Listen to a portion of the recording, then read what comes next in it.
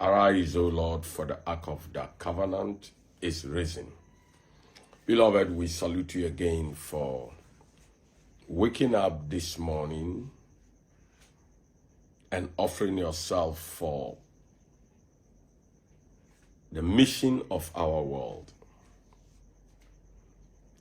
We want to appreciate your commitment, your obedience, your sacrifice, because it needs a whole sacrifice to abandon your time of sleep, especially early in the morning, the best time of sleep,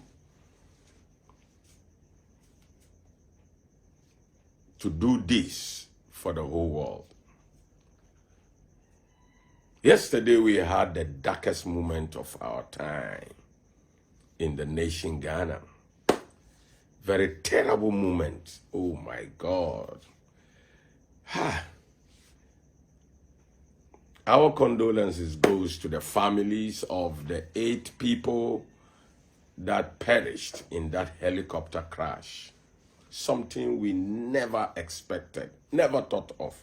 Nothing we have seen. Yeah, nothing we have seen. God did not show us anything. We are still asking God, what went wrong? Father, what is it? What is this?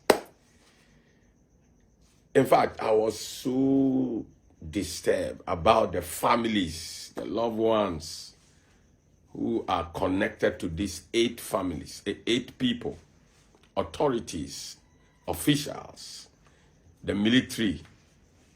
Half of the military, I said, even if they went to war and they have perished there, better.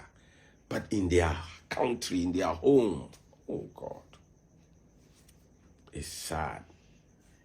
May the Lord strengthen their families, their loved ones that are left, that could not sleep last night. We all went to sleep, but the families cannot sleep. They will sleep, wake up, cry. The wives of these men, oh, their children. Father, this is terrible. This is terrible. Why, Lord? Why, Lord? But we have nothing we can do than to say thank you, Father. Whatever went wrong, whatever happened, what is it? Oh, Lord, we still thank you because you told us that whatever situation we find ourselves, we thank you.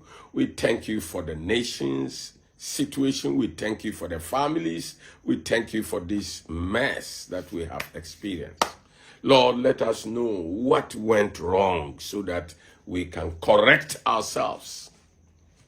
In fact, it's so terrible. It's so terrible. Beloved, what can we do? Let's continue the work that we have to do for our world, for a continent, and for the nation.